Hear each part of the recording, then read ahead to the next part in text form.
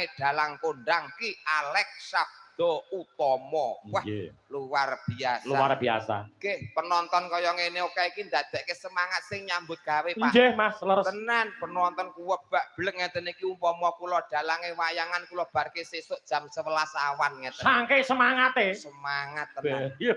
Kanca-kanca yo mulih sinden mulih karek Pak Alek dhewe nang kene angong-angong teko jam 11 awan. Lah dene kaya wong kocluk. Lah nggone sedulur to? Oh nggih. Pak Bayu sedulur to? Sedulur kula. Lah dalah sedulur kok.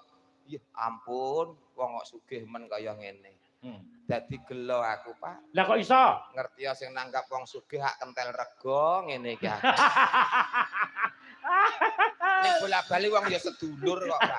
Kaya ngendikane Pake. Aja menika sampean aku ya gumun kok. Lah iya. Lah wayangan lak mboten ping pisan to niki. Leres. Nggih.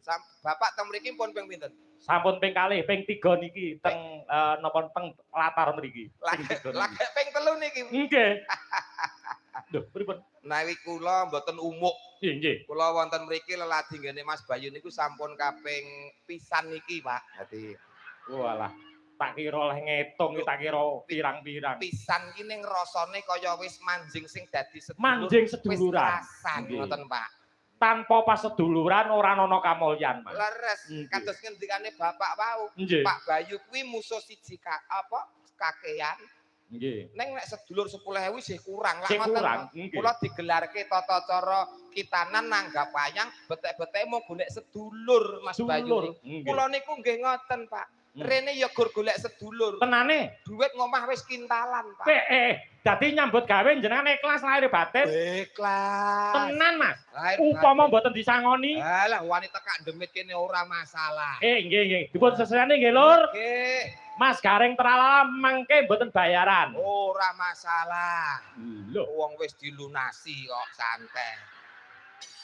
Oh, coba nek aku ora kene keterangane wong aku wis dilunasi kok. Ternyata Pak Bayu, Pak Alek iki nunggal dadi siji piyayi sing tanggung jawab. Nggih, Mas. Wah, lagi telepon langsung lunas dadi wengi niki mangke kula ya mau assalamualaikum warahmatullahi wabarakatuh. Kula nggih ngaten kok pripun. Oh, wong duit iki mung sarono. Sing baku nggih pas seduluran niku wau. Slogan kula kalih Mas Bayu kok padha niat atine. Musuh siji kakean gitu, sedulur 2.000 10.000 isih kurang. Nek golek musuh ora tekan kene, nggen kula ngomah wis cemepak. Kok iso? Mara tuwa turu duya indase dadi musuh Pak niku, Pak. Nggih.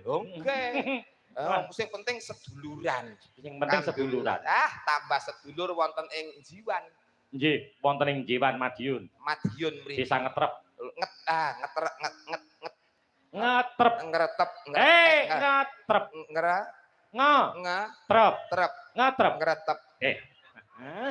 Alon-alon omongan karo kowe kok angel. Angel rasa digarap. Alon-alon wae. Alon-alon. Nggih.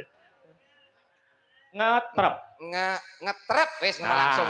Bener. Langsung ngono wae ya.